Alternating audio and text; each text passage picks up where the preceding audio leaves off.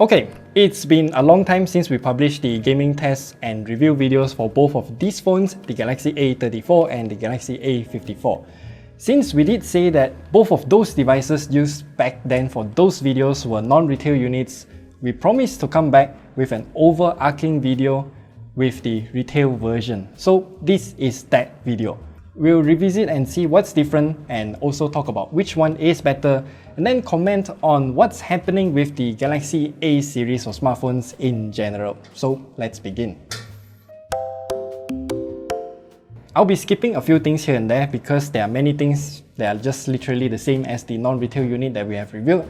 The displays are identical, the charging speeds are also identical, and even the battery life is the same as well.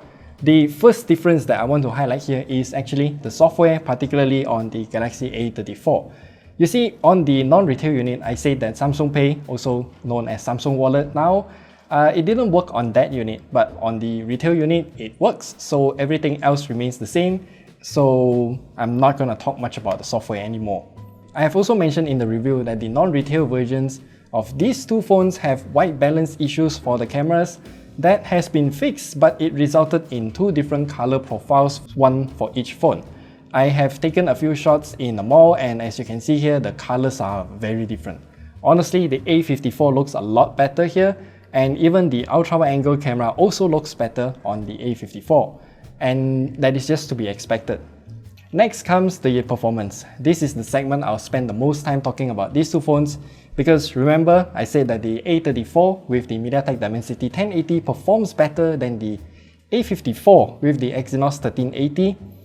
Well, I also said that the Exynos 1380 might be better optimized in future updates. That is exactly what's happening right now, actually. So I have to step back a little and talk about how I came to this conclusion. Samsung is the only smartphone company that has the utility called GPU Watch that can be enabled in the developer's option menu, and in this utility we can see what render resolution of the game is actually running on. The higher the render resolution, the more taxing it will be in terms of performance. However, GPU Watch is still unavailable in the A34, even in the retail unit, even after one software update. It is available on the A54 though, and I have no idea why this discrepancy is there. But I can say with confidence is that the A34 has the same render resolution as the A54. That is because we can take an in-game screenshot of Genshin Impact at the highest graphical quality and then compare how they look.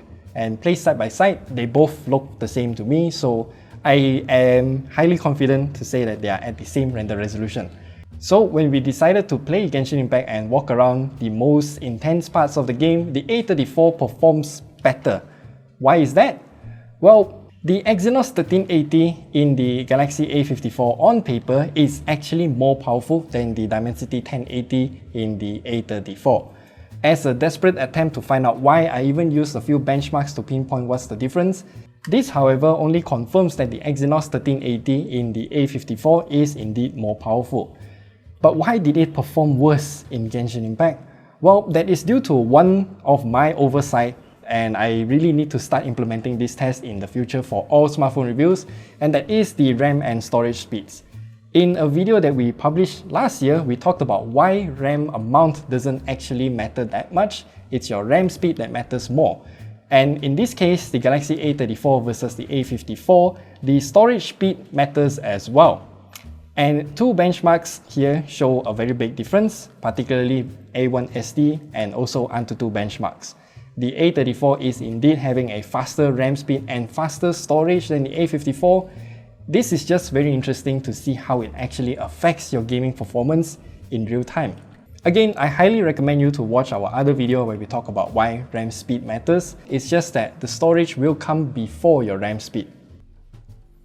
Okay, so I do think that I need a bit more explanation here. So number one, I do think that Samsung can maybe improve the read-write speed in a future software update. Maybe it's due to a software bug that's causing this kind of low speeds on the A54, but until then, this is exactly what we are experiencing right now, so do take note of that. And secondly, I do need to explain why I say the storage speed and the RAM speed is important, because in our previous video, we only say that RAM speed is important, but I missed out the storage speed entirely. So a game's texture needs to be loaded from your downloaded assets of the game. For example, let's just take Genshin Impact for example. In the beginning, before you even play the game, you need to download like 30 gigabytes of data. All of those stuff are the assets for the game. So your texture packs, all of those stuff. To load all of those things into the game, you have to download them into your internal storage first. When you load the game and the game asks for those assets, it will go into the RAM and then it will be processed and displayed onto your screen. So if your storage speed and RAM speed is slow, then loading those textures will be slow as well. And this is entirely independent of your GPU power. So your GPU will only calculate all of the polygons in the map. The GPU will only draw the shapes of those objects in the game, and then you will need to load those textures into the game and then wrap around those polygons to create the 3D model. So I hope this clears things up. So after all, these two are still very good phones in their own right, but there is no one clear winner. It clearly depends on what you prioritize more. If I want a phone with a good overall camera, battery life and all of those things, then the Galaxy A54 is recommended, but it is indeed at a higher price point. But you want to do more gaming and you don't really care much about the camera, then well, the Galaxy A34 is still a very good phone. Everything else remains pretty much identical between these two phones. So next up comes availability issue, because I do know that in certain countries only the Galaxy A54 is available. For example, in the United States. There's also one other choice that you can choose from, which is this one, the Galaxy A73. Yes, it is a year old, but it is still a very fantastic phone to this day. The Snapdragon 778G chipset is able to outperform, or at least on par, with the Galaxy A34 and A54. The cameras are no slouch either, and since it got an official price cut recently, it makes the A73 an even more compelling option, just that you'll be getting one less Android generation upgrade and a year less in terms of security patches. So the next big question is, what is happening to the Galaxy A series in general? That is my first reaction when I found out what's the deal with the A34 and A54. Why did I have this question? Well, the Galaxy A54 is supposed to be at a higher tier than the A34, but as what we have discovered here, the A54 is only better in terms of the camera, but the gaming performance on more demanding titles isn't that good because of the storage speed. And then the price. As usual, the price are always increasing year over year, but this is a very exclusive problem for the Galaxy A series because the Galaxy S whatever FE series existence, or at least it is rumored to be resurrected this year. The rumor mill says that the S23 FE might come somewhere in Q4 of this year with a price tag that is closer to the A73. That is why the A74 does not exist this year, just to make way for the alleged S23 FE. And that just makes everything more confusing and I have no idea what's going on.